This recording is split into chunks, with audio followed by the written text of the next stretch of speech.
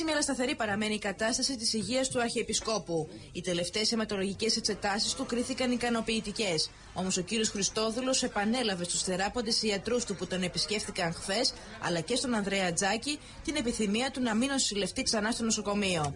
Ο Αρχιεπίσκοπος, από το χρονιάτικο μήνυμά του, αναφέρεται στην κοινή μοίρα των θνητών. Αν υπάρχει κάτι στη ζωή μας που δεν τη θα σέβεται, αυτό είναι η αέναη κίνηση του χρόνου.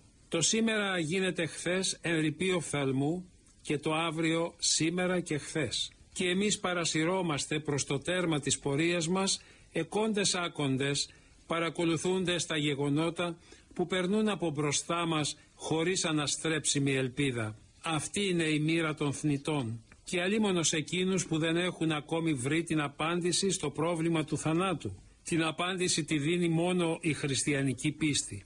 Ο κύριος Χριστόδουλος, επηρεασμένος από την σοβαρότητα της υγείας του, συνεχίζει στο μήνυμά του. Μακάρι οι έχοντες προοπτική αιωνιότητα στη ζωή τους. Αλλιώς είναι σάρκες, έκδοτη σε πάθη ατιμίας, πρόθυμοι για κάθε τι που ευτελίζει την ύπαρξή μας. Ο κόσμος θα ήταν διαφορετικός αν κάθε άνθρωπος θυμόταν τη θεία καταγωγή του και ευθυγράμμιζε τη ζωή του με τις αρχές που απορρέουν από αυτήν. Δυστυχώς όμως αυτό δεν συμβαίνει. Ο Αρχιεπίσκοπος προτρέπει τους πιστούς να μην απεμπολίσουν τις παραδόσεις, τις ατσίες και τις ρίζες τους και να διδάξουν τα παιδιά τους, όπως λέει, σύμφωνα με αυτές.